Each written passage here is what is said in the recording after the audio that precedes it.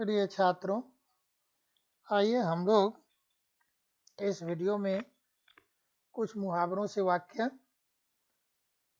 बनाते हैं। जैसा कि आप यहाँ देख रहे हैं कि पहला मुहावरा दिया हुआ है करवटें बदलना। अर्थ तो लिखा है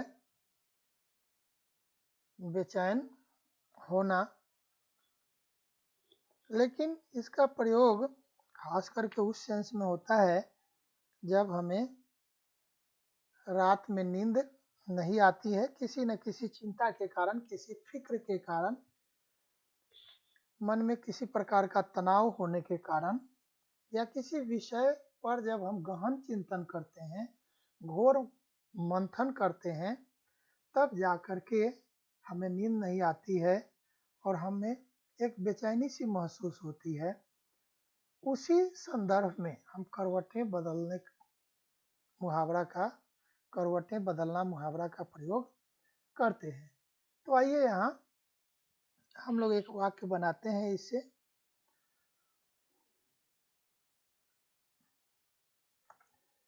हीरालाल रात भर करवटें बदलता रहा।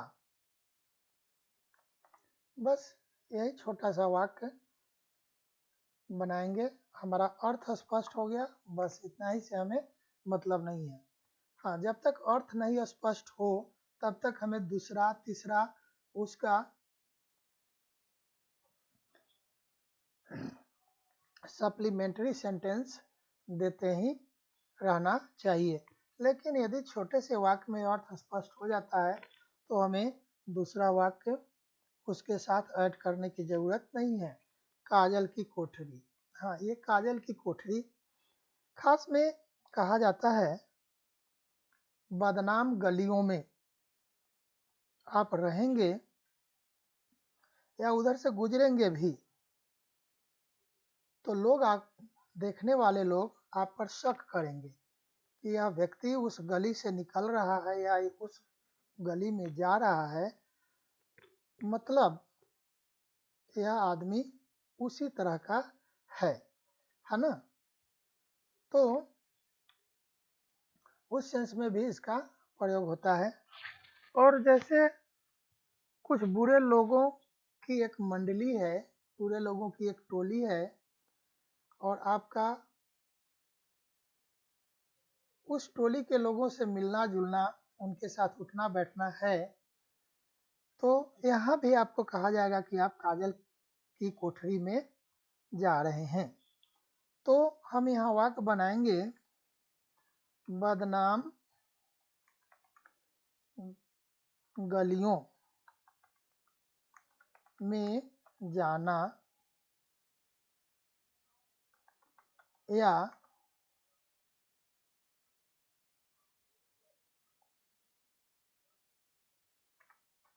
बदनाम गलियों से गुजरना।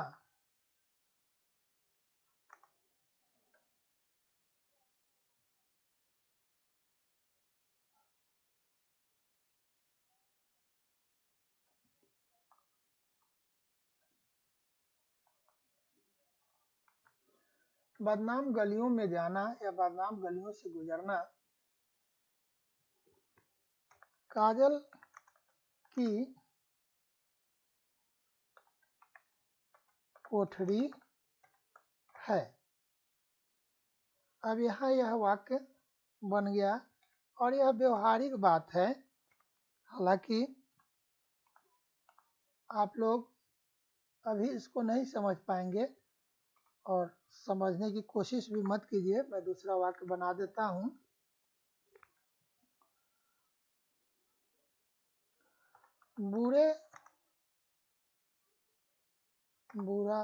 बुरी संगति में रहोगे तो बदनाम तो होगे ही। एक ये हुआ, लेकिन वाक्य क्लियर नहीं हुआ। तो तो अब लिखेंगे कि काजल की कोठरी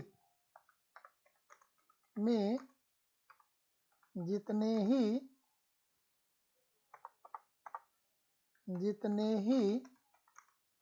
बचकर प्रवेश करो, लेकिन कालिक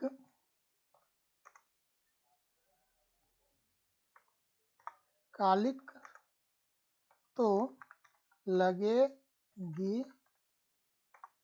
ही। इस तरह से यह वाक्य बुरी संगति में रहोगे तो इसको हटाइए और इसको रखिए। काजल की कोठरी में जितने ही बचकर प्रवेश करो गे, लेकिन कालिक तो लगेगी ही। तो यहाँ ये काजल की कोठरी को अंडरलाइन करते हैं। यहाँ ये करवटें बदलना भूल गया अंडरलाइन करना। तो इस तरह से यह वाक्य बन गया। आइए हम लोग अगला देखते हैं। अगला है हमारा किस खेत की मूली। मतलब कोई ऐसा व्यक्ति जिसका कोई अस्तित्व ही नहीं है, उसका कोई वजूद ही नहीं हो, उसका कोई वजूद नहीं है, उसका कोई अस्तित्व नहीं है, उसका कोई एग्जिस्टेंस नहीं हो, वैसे व्यक्ति के लिए हम लोग कहते हैं किस खेत का मूली। तो कुछ दबंग लोग बोलते हैं, क्या बोलते हैं वो देखिए। दबंग लोग बोलते हैं, मैंने बड़े बड़ों को ठीक कर दिया, बड़े बड़ों को ठीक कर दिया, तुम किस खेत के मूली हो। इसमें ये हो गया, ये दबंग लोग ऐसा प्रयोग करते हैं। आइए हम लोग अगला देखते हैं। अगला है हमारा किस्मत आजमाना, भाग्य के भरोसे काम करना। भाई नौकरी पाने के लिए मेहनत करनी पड़ेगी, नौकरी पाने के लिए मेहनत करनी पड़ेगी, किस्मत आजमाने से काम नहीं चलेगा, किस्मत आजमाने से काम नहीं चलेगा, है ना। तो यहाँ हम इसको अंडरलाइन करते हैं और यहाँ इसको स्पेलिंग को सुधारते हैं। आइए अगला देखते हैं। यहाँ लिखा है काठ का उल्लू बड़ा मूर्ख। अब यहाँ ज़्यादा मेहनत करने की ज़रूरत नहीं है। आप लोग इस तरह का बहुत वाक्य देख चुके हुए हैं। उल्लू होना, उल्लू, बैल, ये सब का प्रयोग, गधा, सब का प्रयोग मूर्ख के लिए ही किया जाता है। उल्लू, बैल, गधा, ये सब। फिर यहाँ काठ का उल्लू लिख दिया। उसके बाद मूर्ख के लिए किया जाता है अक्ल का दुश्मन, है ना। तो ये सब मूर्खों के लिए किया जाता है। तो लिख दीजिए छोटा सा वाक्य, राम को मत समझाओ, मत समझाओ, वह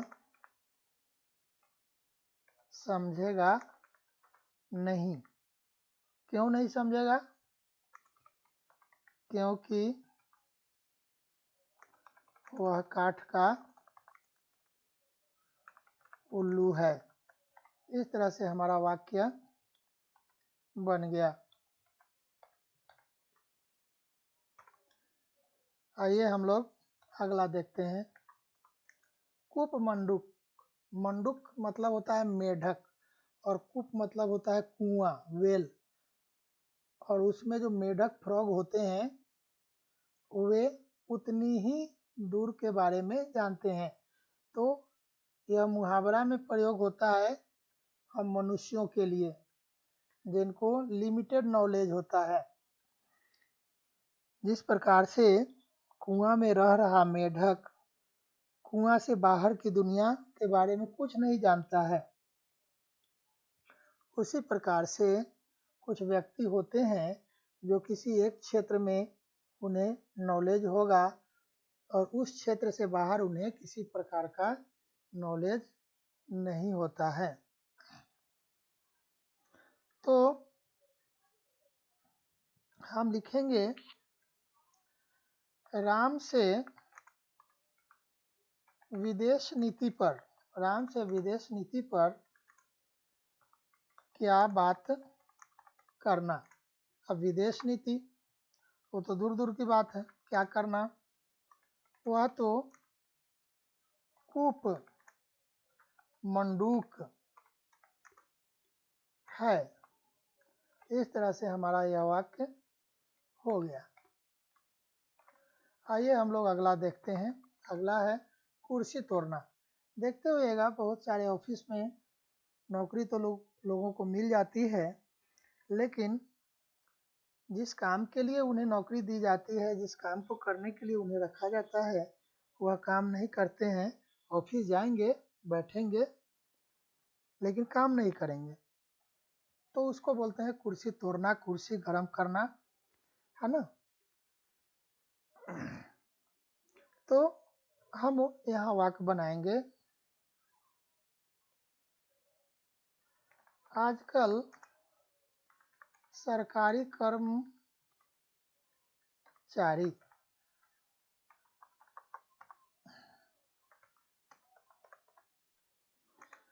अब आपके परिवार में यदि कोई सरकारी कर्मचारी होगा और वह कर्मठ होगा, अपना काम ईमानदारी पूर्वक होगा, उसके लिए यह नहीं है,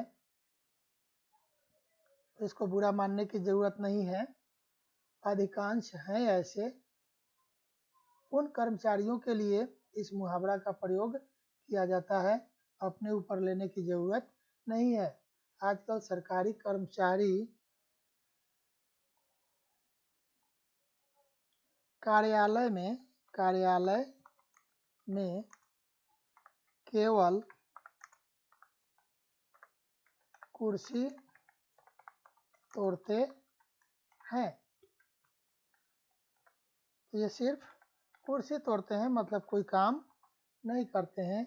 अगला है हमारा किराए का टट्टू। देखते हुएगा कुछ लोग होते हैं कि भाड़े पर बदमाश लेते हैं और उन बदमाशों से आपको पिटवाएंगे और खुद वे सामने नहीं आएंगे। जो पेशेवर बदमाश होते हैं, जो पैसा लेकर के बदमाशी करते हैं और दूसरे का काम करते हैं, ऐसे लोगों को किराए का टट्टू कहा जाता है। तो लिखेंगे राम ने श्याम को किराए के टट्टू को, पहले टट्टू को ठीक किया जाए, किराए के टट्टू, और यहाँ किराए को भी ठीक किया जाए। पहले किराए के टट्टू से पिटवाया, और यह वाक्य हमारा कंप्लीट हो जाता है और इसको हम ऐसे अंडरलाइन कर देंगे। अगला देखिए, अब हम कोदो देकर पढ़ना, ध्यान न देकर पढ़ना, बुद्धू होना। कहने का मतलब कि एक ही टॉपिक पर दो व्यक्ति के बीच बहस छिड़ जाती है। एक ही विषय पर, एक ही टॉपिक पर, एक ही बिंदु पर, एक ही पॉइंट पर दो व्यक्तियों के बीच में बहस छिड़ जाती है और एक व्यक्ति जबरदस्ती जो अपना लॉजिक देता है, जो थेसिस देता है, तर्क देता है, डिबेट करता है और कहता है कि मैं ही सही हूँ, तो दूसरा व्यक्ति जो इक्वली नॉलेजेबल है वह इस तरह के मुहावरा का प्रयोग करता है। कहता है कि मैंने भी कोई कोदो देकर नहीं पढ़ा है, तुम जो मुझे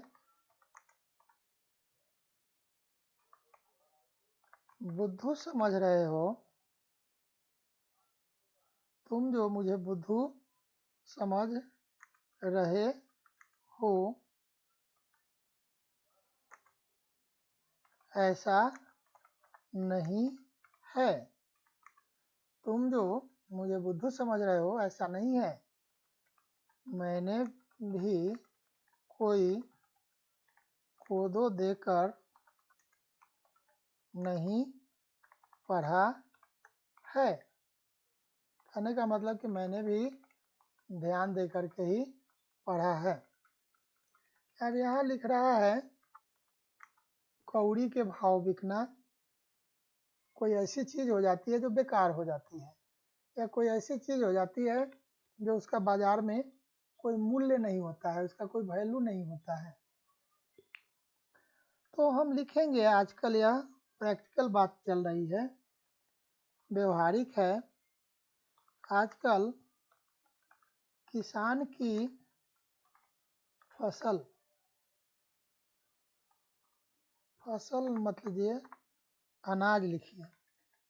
ये अनाज कौड़ी के भाव बिक रही है। यहाँ आजकल किसान, ये तो गलत हो गया, तो इसको ठीक कीजिए। तो यहाँ इसको अंडरलाइन करेंगे। आइए अगला देखते हैं हम लोग। कीचड़ उछालना, बदनाम करना। प्रायः लोग दूसरे को खराब मानते हैं और अपने आप को अच्छा मानते हैं। दूसरे के घर परिवार में एक छोटी सी बात हो जाती है तो उसको लोग बहुत ही रस लेकर के, आनंद लेकर के, मजा ले लेकर के, है ना, उसको बाजार में प्रचारित करते हैं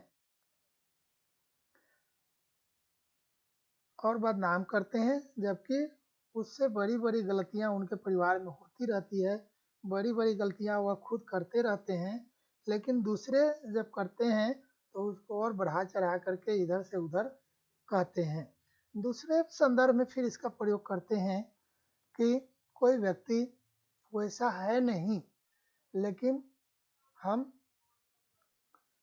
उस व्यक्ति को वैसा कहते हैं, तो इसको भी बोलते हैं बदनाम करना, है ना। तो कुछ लोग होते हैं, ईमानदार होते हैं, फिर भी हम उन पर शक करते हैं और उन्हें बेईमान कहते हैं। तो इस संदर्भ में भी कीचड़ उछालना शब्द, मुहावरा का प्रयोग होता है। तो यहाँ आइए हम लोग वाक्य बनाते हैं।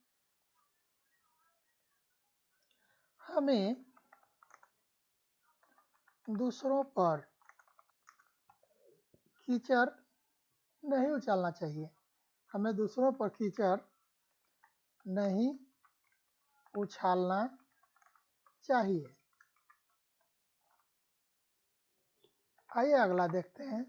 अगला है हमारा कंधे से कंधा मिलाना, पूरा सहयोग देना।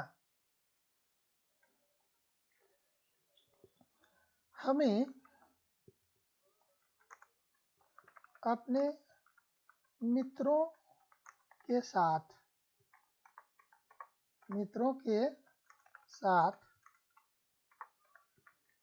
कंधा से कंधा मिलाकर चलना चाहिए। हमें अपने मित्रों के साथ कंधा से कंधा मिलाकर चलना चाहिए। यहाँ ये अंडरलाइन करना छूट गया, पहले इसको कर लें। अब यहाँ ये कंधा से कंधा मिलाकर चलना को अंडरलाइन करते हैं। नेक्स्ट, अगला, कच्चा चिट्ठा खोलना, सारा भेद खोल देना, सारा सीक्रेट खोल देना। कभी कभी होता है कि दो चार आदमी मिलकर के चोरी करते हैं और आपस में बंटवारा करते हैं, और उसमें से किसी एक को हिस्सा नहीं मिलता है तो जाकर के वह पोल खोल देता है, कच्चा चिट्ठा खोल देता है। ये पोल खोलना और कच्चा चिट्ठा खोलना दोनों का एक ही अर्थ होता है। तो हम लिखेंगे क्लर्क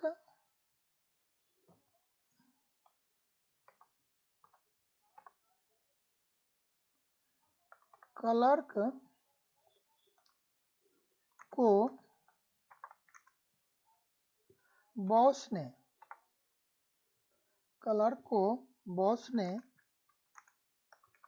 रिश्वत में हिस्सा नहीं दिया तो उसने क्या किया, कच्चा चिट्ठा खोल दिया। उसने क्या किया, कच्चा चिट्ठा खोल दिया। तो उसने कच्चा चिट्ठा खोल दिया। अब आइए हम लोग इसको ठीक कर लेते हैं। अंडरलाइन करना भूल गए।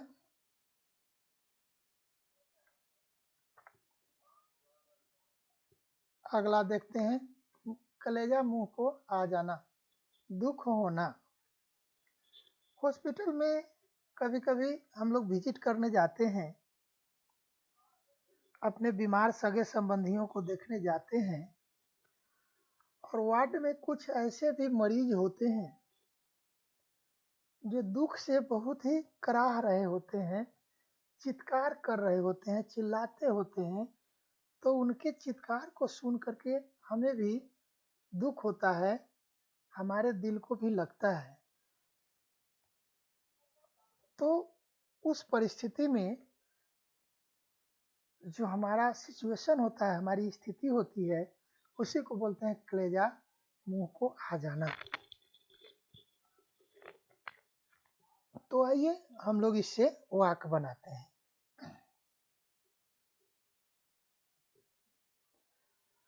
तो एक ये दुर्घटना से पीड़ित जितने सारे मरीज होते हैं उनको एक वार्ड में रखा जाता है। तो हम लिखेंगे दुर्घटना पीड़ित वार्ड में मरीजों की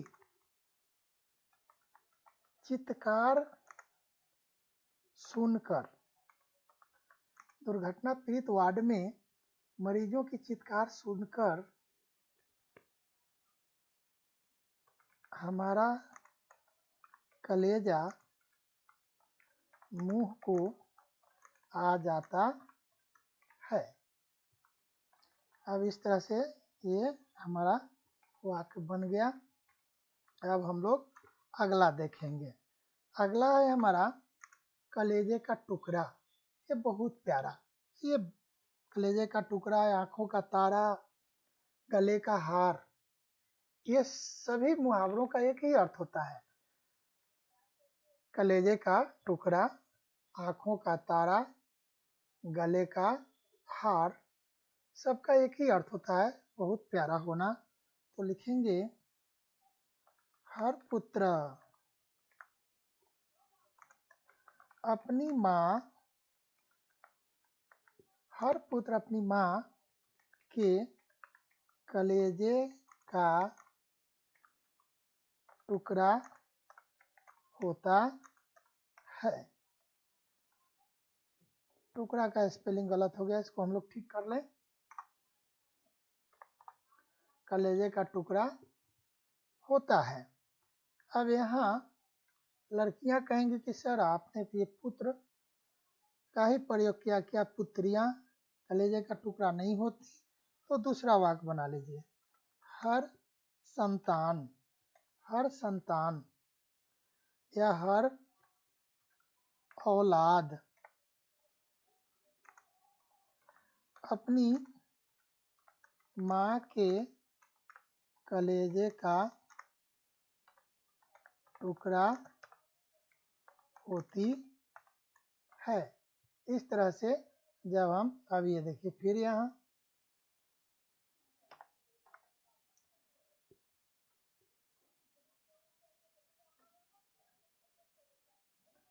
हम लोग इसको अंडरलाइन करेंगे। अब ये कहाँ से एडिशनल आ गया। तो इस तरह से हमारा यह समाप्त होता है। आशा करता हूँ कि आप लोग ध्यानपूर्वक सुनेंगे, समझेंगे और मेरी मेहनत से फ़ायदा उठाएंगे। धन्यवाद।